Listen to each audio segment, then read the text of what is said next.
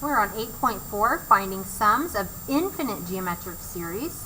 This is the first video. How can you find the sum of an infinite geometric series? So we're going to first start by finding partial sums. So in the last section, you found the sums of finite, but we're going to be talking about infinite. But let's first talk about partial sums. Okay, so the sum, which is S sub n, of the first n terms of an infinite series, so it may approach a limiting value, which means it gets closer and closer to something but never actually touches it. So develops that asymptote if we were to graph it. Alright, so let's consider the infinite geometric series that we're given. Find the partial sum, S sub n, for n equals 1, 2, 3, 4, and 5. We're going to round to the nearest hundredth, so 2 decimal places, and describe what happens as the sum approaches, happens to the sum as n increases.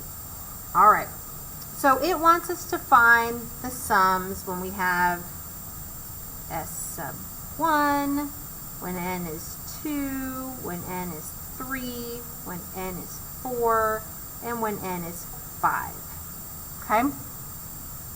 So, the first term is 1/2. So, if I want the sum of the first term here, I just get 1/2. But we want this as a decimal actually, so I should write it as 0.5. Okay? Then, I want the sum of the first 2 terms. That's what that means. So I need to take 1/2 plus 1/4 is 3/4, so I get 0.75. Okay, then I want the sum of the first 3 terms. So I'm going to add up 1/2 plus 1/4 plus 1/8. I get 7/8, which is approximately, I'm going to have to round to 0.88. The sum of the first 4 terms, add up the first 4, and I get approximately 0.94. That one has to round as well. And then if I add up all 5 of these terms, again, I have to round, and I get 0.97. So you kind of see what they're approaching here. So it wanted me to find all these sums, which is what I did. Okay. And then it wants to say what's happening to this sum as n increases. So if we keep going. So we could see the pattern, and you can put in a couple more terms if you needed to be able to determine what is Sn approaching. So I see that Sn is approaching 1 as n increases. Okay? So it's getting closer and closer to 1. Okay? It might get closer and closer to a number that to the 100th place or the 10th place, so just be careful with that. Alright, so let's do the next one. I need the sum of the first term is 1/5, which is 0.2.